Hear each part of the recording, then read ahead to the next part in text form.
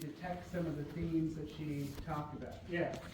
Well, basically, like the Matrix is like this false reality that we're trapped in, and we believe like everything around us is real, and that like the creators or the people who run this world are like just trapping us here, and like having us not realize the truth or our potential.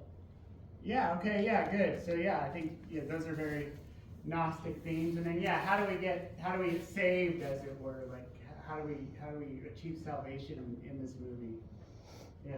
Through gnosis. Through gnosis, yeah, we come to realize the truth. You need help from others. Neo needed Morpheus. Yeah, okay, yeah. So he needed help from others. He needed people to give him the secret knowledge, to help him realize the truth. Yeah, those are all very Gnostic themes. Anything else that you realized from Dr. Bernie's talk? Yeah. Well, I think in their society they have all these roles that are kind of traditional, and it works well for most people because they can fit in with society's rules. But for some people, it doesn't work like that. And they need to venture out and decide, hey, what role do I want to choose for myself?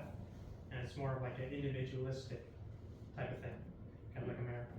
Yeah, right. Yeah, it's more individualistic. Yeah, there's this theme about having these roles that are kind of imposed upon us by the rest of society. That kind of gets us beyond the Gnostic themes, but I know that with Kenny, the other Kenny, I call him Evil Kenny. I'm Kenny. The Wachowski sisters have claimed that this was a metaphor for finding out that you're trans, coming out as trans. So that's maybe another interesting dimension of the movie. What other? I mean, just I want to open it. Well, one thing I do want to know, I did think the thing about the food myself was interesting that Dr. Bernie mentioned, like eating the food and getting like stuck in Egypt. And I thought about the scene where, what's his name? The bad guy. What's his name again? Cypher. Yeah, where Cypher's eating the steak. He's like, ignorance is bliss. But also there's the scene with the oracle where Neo eats the cookie and then he kind of forgets for a while that he was disturbed by what the oracle said. So I thought that was an interesting connection. But yeah, let's open it up. I mean, other religious themes, philosophical themes that you noticed. Yes. I think the oracle in the movie is like the equivalent to the Holy Sophia. Yeah, like she's the one who asexually reproduced, and she gave birth to Yaldabaoth, like the false god, the demiurge, the one who created the world and everything supposedly, and and supposedly the god from like the Old Testament, and I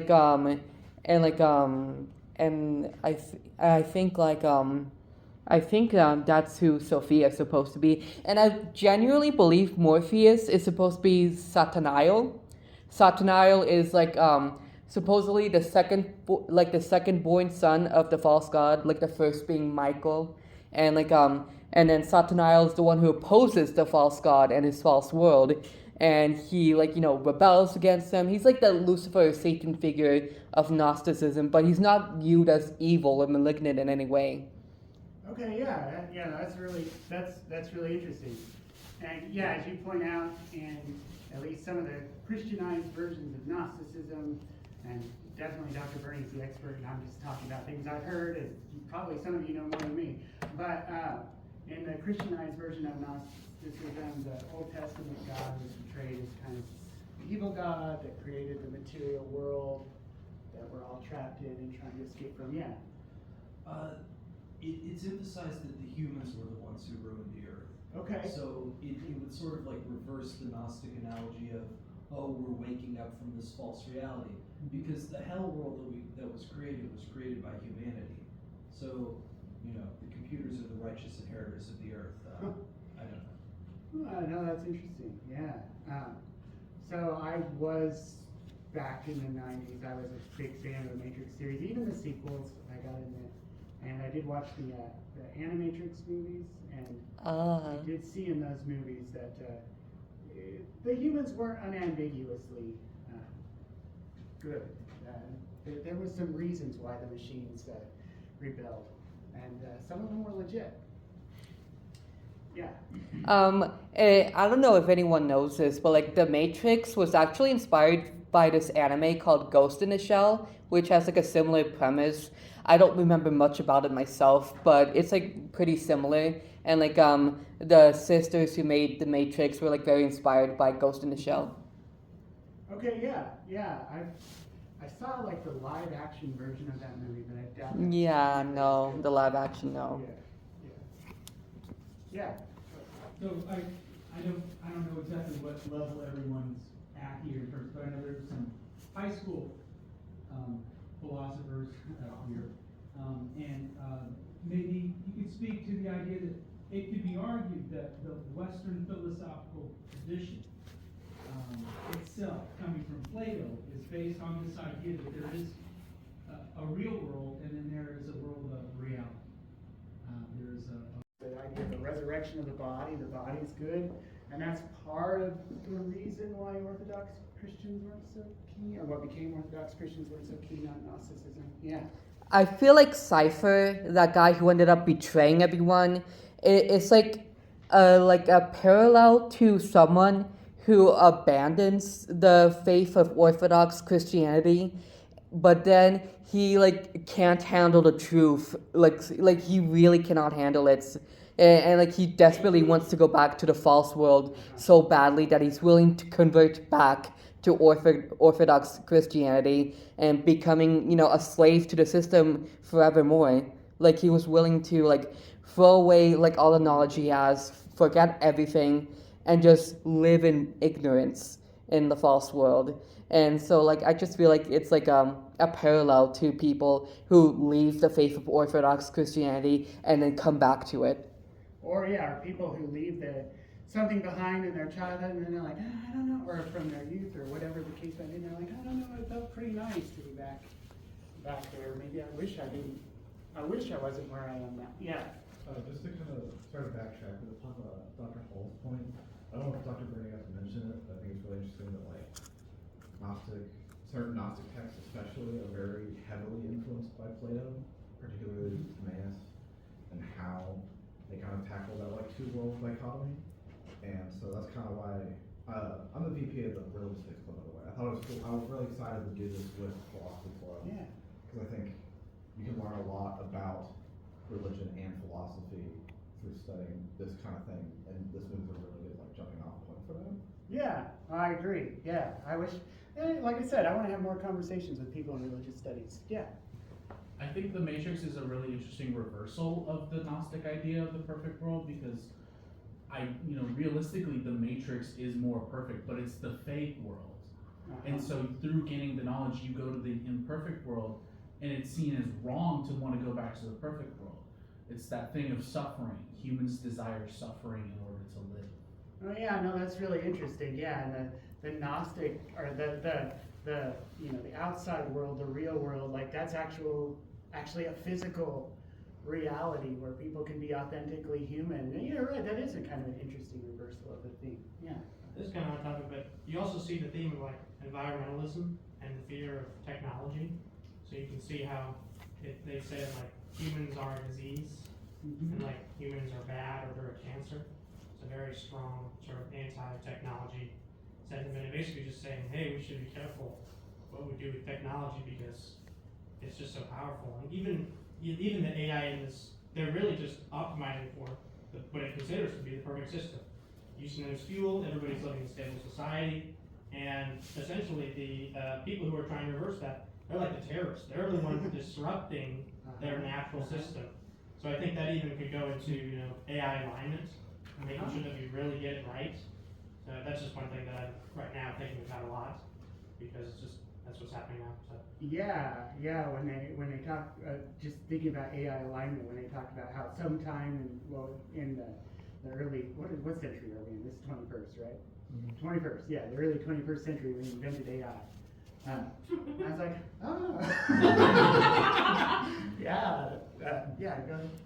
And like I personally believe that Trinity, the female lead of the movie, let's say, is like the like parallel or equivalent to the dark goddess archetype, and like specifically Hecate from the Chaldean oracles in particular, because it's like a text that mixed paganism with Christianity, specifically Gnostic Christianity, and that Hecate is like supposedly like the mother goddess, and she's like heavily associated with like Lucifer, and Lucifer is like supposedly like the bringer of knowledge, and also Lilith as well, given like her close association with Morpheus and how much she cares deeply and trusts Morpheus, and how Morpheus, I believe, like views her as an equal. And like when Neo was gonna go into the fake world, he wanted to go alone, and he didn't want Trinity to come with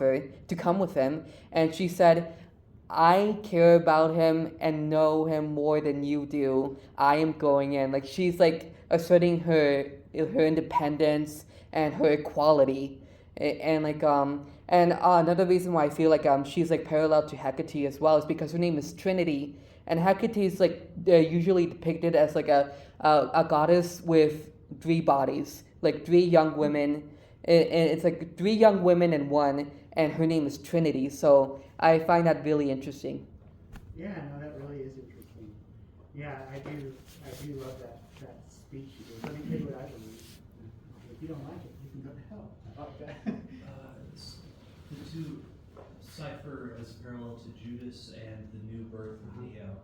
The two most clear pieces, I guess, of symbolism in the movie, and neither of them are Gnostic. They're just sort of straight down the line New Testament stuff. Yeah, that's right. And I wonder about, well, like you. So sorry, what was the figure you compared Morpheus to? Lucifer or Sataniel, specifically from Gnosticism, since Sataniel is not viewed as evil in it at all, even though he's like the Lucifer Satan figure of Gnosticism. So yeah, like the more boring comparison would be between Morpheus and John the Baptist. Like if you're just doing this straight up like New Testament Christian imagery, and I do think that was intended as well. Yeah. Because that would imply Neo is the one is not. Pretty in your face there. I don't know. Yeah. I personally believe that Neo or the One isn't necessarily supposed to be a literal parallel to Christ. I feel like it's basically saying that anyone can be the One if they achieve gnosis, they learn what they need to know, and that because the Oracle or Sophia told Neo that he's not the One at all, and then the movie like continued to like lead you on to feel like he's not the One, but then he eventually became the One. So I feel like it's basically saying that anybody could be Christ. They could be the salvation, but they're not born that way. They become Christ, basically. Yeah, that does seem to be something the movie is hinting at. Yeah. Another thing I was thinking about is, what is their actual goal, right? So let's say they do bring down the Matrix, they wake everybody up, they're living in a hellscape, right? The sun's blocked out. What are they going to be able to do? Everybody's going to die. I mean, they've got billions of people, they're not going to be able to feed them.